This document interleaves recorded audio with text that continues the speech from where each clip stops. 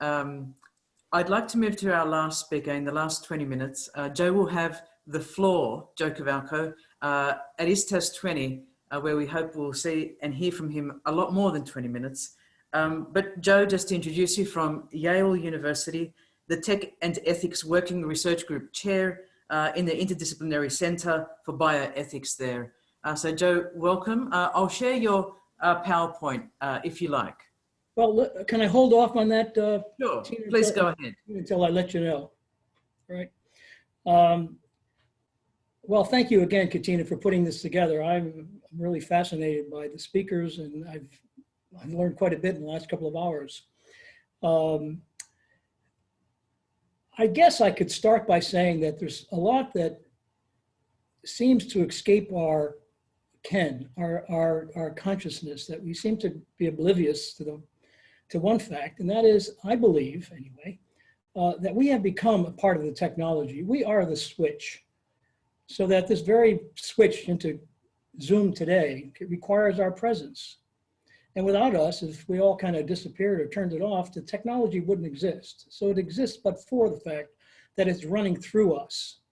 And there's, to the extent that technology begins to advance in certain sectors, it won't be only to part of us in an external way. And by that, I mean, it's in the way that perhaps Nicole did talk about it. I know that when I mean external, I mean apart from us, except for things like pacemakers, for instance, but privacy problems with Facebook and the like, they're still, at arm's length. We could still have an opportunity to turn it off. Eventually, what we're going to be looking at is technology as it's being developed right now that will be more and more becoming a part of our of ourselves, of our anatomy. And particularly, we can talk about artificial hearts and artificial kidneys and the like, but I'm thinking more particularly about very much a part of our intellect, our mind, our consciousness, and how that technology will be in a short order invading us in that regard. And I guess I'm calling to action that we somehow organize ourselves in a way that we create an interest in the sustainability of humans as they are, right? As odd as that may sound, I'm not looking to sort of regiment everybody in the world, because I do think that as a world, we all play an instrument like within an orchestra. But what I'm concerned about is the fact that the very instruments that we're playing, okay, are going to be changing, and they're not going to be making good music, okay? At least not the kind of music that we are potentially capable of making at this stage in our evolutionary development. Humans, since discovering how to start fires, have used them to advance civilization, but rarely have they considered the unintended consequences. And as I began to say, sometimes we don't see the obvious. The developers of the combustion engine, which is really an explosive fire used to turn a crank, never imagined that that engine would somehow and someday effectively take our planet to its knees. We're looking at climate change, and a climate change that's a consequence of burning fossil fuel. But we really didn't see that, okay? And we didn't see that certainly in the 1800s. Scientists in the early 20th century, the celebrated E=mc squared, right, in hand, did not envision the devastation of Hiroshima. I think it was 75 years ago this month. Nuclear weapons in the wrong hands can threaten life on the planet. And I thought a lot about that because as a young man, for about 4 or 5 years of my life, I stood about 6 feet, okay, from thermonuclear weapons on a daily basis. And it just never occurred to me then, okay, what it was, okay, that I was so close to. Could I have done anything about it? No. Why? Because the power for controlling that technology at that time was in the hands of the powerful. It still is. And when I speak about this business of our anatomy changing as a consequence of technology, perhaps there is some power in the powerful, but I do think that we still have the opportunity to assert ourselves, all right, and to get into some sort of organized form so that we could ensure the sustainability of humans as they are, so that we don't get so far from where we are that we are more a part of technology than we are. We have our feet in the ocean and we're just going to keep walking into it, okay, if we're not careful. So AI in today's world, though, is the analog of fire. And when we consider artificial intelligence, especially dual use brain technology, which is going on right now, they're looking at and they're beginning to figure out how it is that our memory works, and they're developing products that could interface directly, with the hippocampus, for instance, to improve our memory. They're dual use technologies because the military is very much interested in this, and they're funding it. And we have the biotechnologies where, again, sort of dual use, because there's many neuroscientists that are looking to see what causes schizophrenia and other mental illnesses and diseases. But at the same time, they're also locating the reservoir of where our very intelligence is coming from. For instance, the CCR5 gene, okay, which was manipulated by someone 2 years ago to create twins of a certain kind, immune from the HIV virus, they were putzing around with the CCR5 gene, which has some implication with respect to our intelligence. So they have identified some genes that have a bearing on our intelligence. And to the extent that we could understand what they are, we will then, or someone will, begin to sell these products, I guess, if you want to think about them that way. Now, many have tried to game out the system as to what the future holds for humanity, the assumption being that the rules we apply in moving the pieces on the world stage today will be the same rules of tomorrow. But to the degree that we become the technology itself, the rules are going to change. We are going to be espousing rules that are essentially invented by the technology itself, if we're not already doing that. So we will, in the future, these analogous rules related to humanity will be embedded. And I think at least what we can say today, and it may not be true in the future, is that to a large extent, our embedded intellect, our embedded humanity, let's put it that way, maybe partly intellect, is really based in our creativity. That's where we reach, okay, when we're looking for solutions. So to the extent that creativity itself, some point or another, begins to be supplanted by AI, and they're again doing a good job in that respect, we stand to lose that facility. Right? So by definition, no hard and fast rules exist. All right? We are an inventive species, and assumptions about how humanity negotiates technology today will cease to be relevant perhaps in the future, because technology is running at an exponential track, and unless we sort of get in front of it, we're going to be swept up, okay, in the storm. If we were to stand back in some omniscient position, one might imagine something in the future as being quite chaotic or unrecognizable by today's lights, okay, and who we are and how we lived in a world, okay, where we were not the technology itself. I mean, someone living in the 18th century could not have imagined genetic engineering, the television, the cell phone, the internet, atomic bombs. So I'm fascinated by whether or not there might exist some underlying ethic today, now that we're not in the 18th century, where we can define or somehow discover something about our essence that we could preserve. And then the question is, how do you do that? I mean, through what organs of government or institutions can we preserve those things? What power do we have as we the people? There are scholars and practitioners out there that are developing machinery, robotics that have machine ethics built into it. I think Dr. Abbas talked about that in effect, and that's great, right? But the fact is that, again, you can imagine that the technology that's actually being used to develop the principles for that morality or that ethical principle will change depending on the technology itself. And it may come a time when the AI decides that, no, I don't like that rule, I'm going to change the rule. And we don't have enough time to get into all of the different permutations as to how that might occur. So what we need today, of course, are ideas, universal ideas which will keep us members of the orchestra, essentially, but recognize the fact that we have to do something in order to sustain us as humans as we are. So I'm particularly concerned, I guess, with the amplification of intelligence brought about through genetic engineering. You can imagine that as one of us, or many of us, become more intelligent, that we will find ways to become more intelligent.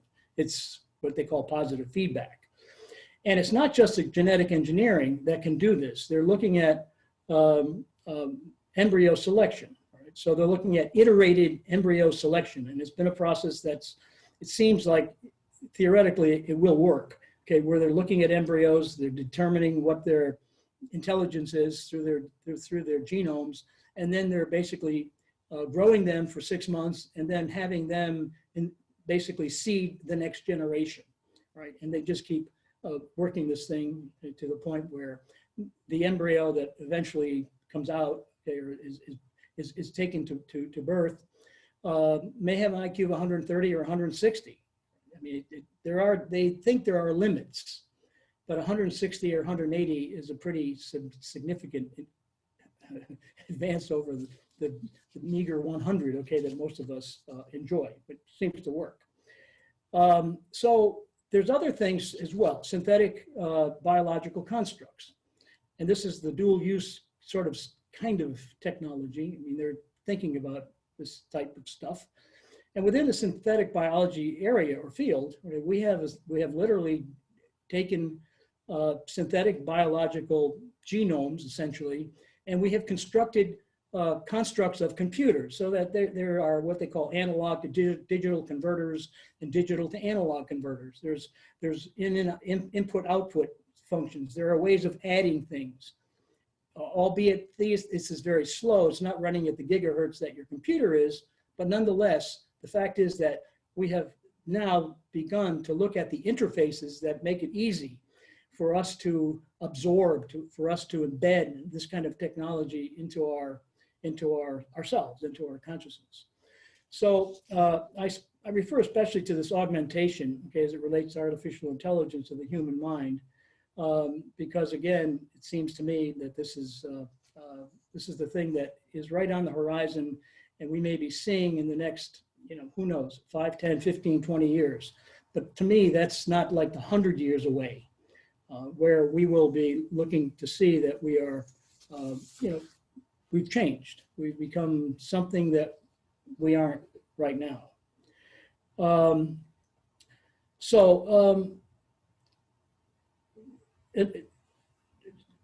Katina, let me ask you to put that slide up there so I can sort of move this along a little bit. I'm going to sort of just throw something out here just as an idea, and I call it direction of fit, which some of you may be familiar with. And it's an idea that's been, I guess, pushed, or not pushed, but it's written quite a bit about by the social philosopher John Searle and others. I mean, he's not the only one, but he's really brought it to our attention in many of his books. This fellow Vellman, in The Guise of the Good, speaks to it as well. And it's an interesting idea, and it's the obvious, that as humans, we do one of two things. We either conform our mind to the world as it is, or the world conforms to our mind. Now, the world as the mind to the world, right, direction. And Katina, could we go to the next one? Yes, in the mind to the world regimen, what we're talking about is that our minds conform to the world. So we look out there, and as would be in the perfect world where you have scientists who are just looking at the world, not putting the thumb on the scale, and every PhD who's a philosopher, essentially, I guess that's what it stands for, they look at the world, and they look at the world objectively without making any changes to it. So scientists do the same, right, as these philosophers. Poets do that. They look at the world and they come to understand the world in a way that's, they don't have to touch. They don't touch it. So it's in that way that we discovered the truth about the world, right? We form our beliefs. Beliefs that are true are those things that are out there, right, unequivocally. So we develop our beliefs, our hypotheses through this mental state, okay, in some sense, okay, to determine what is true. On the other hand, we have this alternative state that we live in all the time, and that's the state, okay, where we have the opposite going on, where the world is in some sense our sort of our playground, all right? And so we have these desires, we have these wants, right? And what we do is we go out there, we change the world. That's really the world, I hate to say it, of an engineer. I mean, I'm essentially an engineer by training. That's where I came from, and I tried to change the world a lot. And I guess I'd hate to take the playground away from them. But we do have these 2 points of view. And what concerns me, okay, is that the engineer or the programmer or the technologist or the institution, I mean, it's anybody who's out there changing the world. And sometimes it is, as Nicole said, changed for good, and sometimes it's not changed for good. But the question is, have they sat back, have they stood back and looked at the world before making the change? And with respect to our own humanity, humans as they are, we have failed to look at ourselves, right, in a holistic sense as to who we really are before we begin to make changes. And that's my sermon, I guess, if you want to think about it, right? So we don't have like an engineering curriculum that's called humans as they are, right? Or a science curriculum that says humans as they are. We just don't look at it. It's disparate. Religion takes a piece of it. The poets take a piece of it. The scientists take a piece of it. The psychologists, you can name it. But no one has come together, all right, in one place to say, let's look at humans as they are and ask the question, do we want to change, or do we want to sort of have some semblance of who we are, at least for the next millennium or however? We can determine that as a group. But I go back to this whole idea of orchestration. We are an orchestra. We have been an orchestra for 350,000 years. I'd hate to see the tune change in the next 20 or 30 or 40. I want to keep the tune pretty much the same for me, my grandkids, the people that follow. I know that there's a lot to be said. I mean, there's a lot of improvement we could make, starting with your speaker. But the point, I think, is well taken, right? That there's a more universal we that's at stake here. Right? So we fail to see the world as an object to be sustained and preserved with respect to ourselves. We see it more as a tool, a resource to be manipulated. Facebook, they have that, they have us down pat. Yeah, thank you, Katina, for throwing that up there. So we fail to employ this thinking of mind to world direction of fit, right, and world to mind. But I do think that it's an interesting idea, one that I certainly believe in, and it's a philosophical one that I think you can apply some rigor to. So at the end of the day, our true achievements are not based on technology, but by virtue of the responsible stewardship of the planet, which we fail to do. And now I'm saying that our stewardship of preserving life in the form of humans as they are for no other purpose except to somehow maybe reach some point of universal justice or something. So, and maybe that's the other thing that we've not done well with. But we have a way to go before we begin changing ourselves.